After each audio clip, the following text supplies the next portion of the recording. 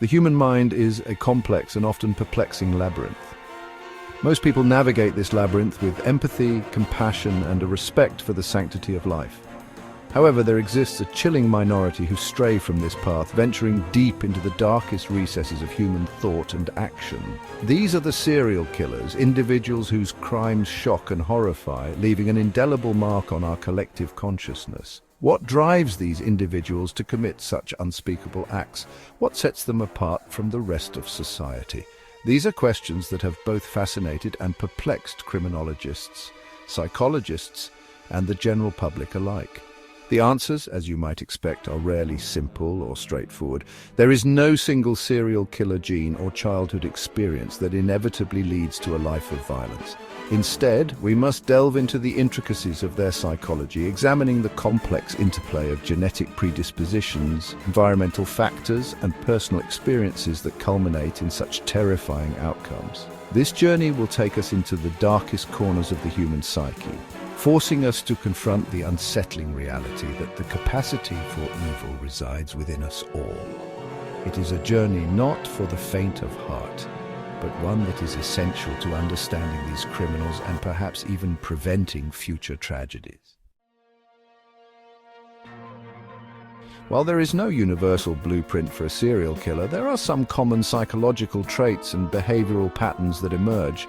Many serial killers exhibit a pronounced lack of empathy and remorse, often viewing their victims as objects rather than fellow human beings. This emotional detachment allows them to commit heinous acts without experiencing the normal pangs of guilt or conscience. Control is another recurring theme in the lives of serial killers.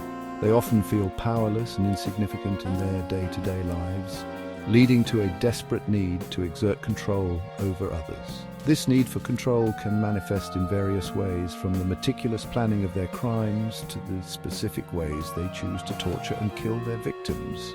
Many also share a fascination with death and violence from a young age. This morbid interest might manifest in cruelty to animals, an obsession with fire setting, or a preoccupation with violent imagery. These early warning signs, while not always indicative of future violence, can offer crucial insights into the development of a serial killer's psyche. It's important to note that possessing these traits doesn't automatically make someone a serial killer. These are just pieces of a larger, more complex puzzle.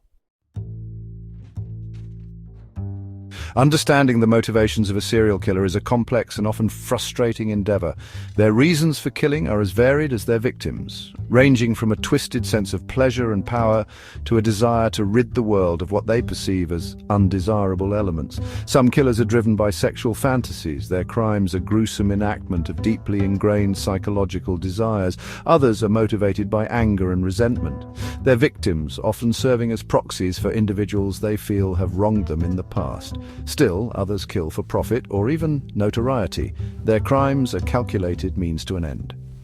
Unraveling these motives requires delving into the individual's past, examining their formative experiences, relationships, and any potential traumas they may have endured.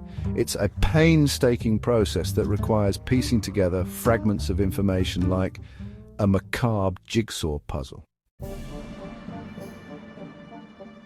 To truly grasp the depths of this chilling subject, we can examine real-life cases. Take Ted Bundy, for example.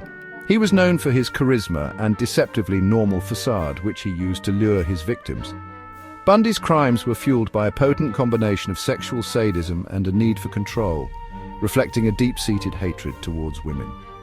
Then there's John Wayne Gacy, the killer clown, who preyed on young boys, often luring them to his home with promises of work or parties.